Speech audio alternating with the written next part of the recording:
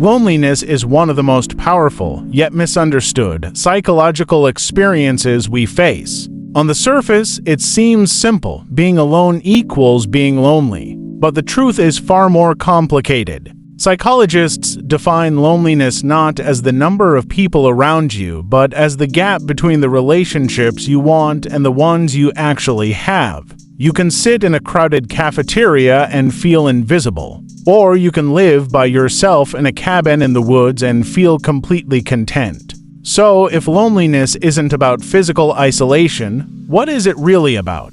To answer that, we have to look at our evolutionary history. For early humans, survival depended on connection. Hunting, gathering, protection from predators, all of it was nearly impossible alone.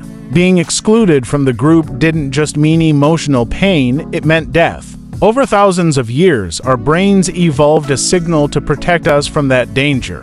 That signal is loneliness. Just like hunger tells us we need food, loneliness tells us we need people. But here's the paradox. While loneliness evolved to bring us closer, chronic loneliness often pushes us further away.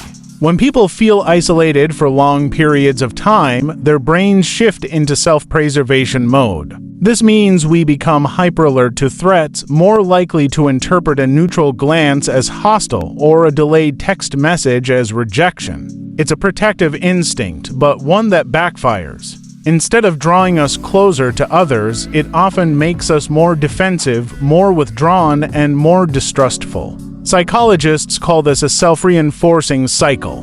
The lonelier you feel, the more your mind interprets the world as dangerous. And the more dangerous the world feels, the harder it becomes to form new connections. Loneliness creates its own echo chamber, and the effects are not just emotional. Chronic loneliness can reshape the body. Research has shown that prolonged social isolation is linked to higher blood pressure, weakened immune function, and increased risk of cardiovascular disease. One landmark study even found that long-term loneliness has the same impact on mortality as smoking 15 cigarettes a day. It doesn't just weigh on the mind, it wears down the body. But loneliness isn't only an individual issue, it's a societal one. In the modern world, we are more connected than ever through technology, yet rates of loneliness are skyrocketing. Social media gives the illusion of constant connection, but often lacks the depth of face-to-face interaction. We can scroll through hundreds of posts and still feel unseen. In fact, psychologists argue that digital connection sometimes worsens loneliness because it constantly reminds us of what we don't have: friend groups, relationships, or experiences that others seem to enjoy without us.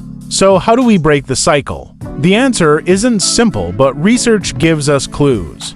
First, it helps to reframe loneliness not as a weakness but as a signal. Just as hunger motivates us to eat, loneliness motivates us to connect. Instead of ignoring it, we can learn to respond to it. Second, connection doesn't always mean building a massive social circle. In fact, studies show that small, consistent interactions, a brief chat with a cashier, waving to a neighbor, or messaging someone you haven't spoken to in months can significantly reduce feelings of isolation. The brain doesn't always need deep bonds to feel connected. Sometimes it just needs proof that we're part of a social web. Third, self-compassion plays a powerful role. Many people who struggle with loneliness also carry shame, believing that being lonely means they are unworthy of connection. But this only deepens the cycle. Practicing self-compassion, reminding yourself that loneliness is a universal human experience, not a personal failure, can help open the door to new relationships. And finally, building connection requires vulnerability. The act of reaching out often feels risky, but it's through vulnerability that trust is formed. Every friendship, every bond, begins with someone taking that first uncomfortable step. In the end, loneliness is more than just an emotion. It's a mirror of what it means to be human. It reveals that we are not designed to walk through life alone, that connection is not a luxury but a necessity. The psychology of loneliness reminds us that isolation hurts because it threatens the very core of what we are: social creatures, wired for belonging. And maybe the most important thing to remember is this: loneliness doesn't mean you're broken. It means you're human. And the first step to breaking free from it isn't always finding the perfect friend or partner, it's choosing, even in the smallest way, to reach out. Because in the end, connection isn't just about survival, it's about meaning. And without it, life loses the very thing that makes it worth living.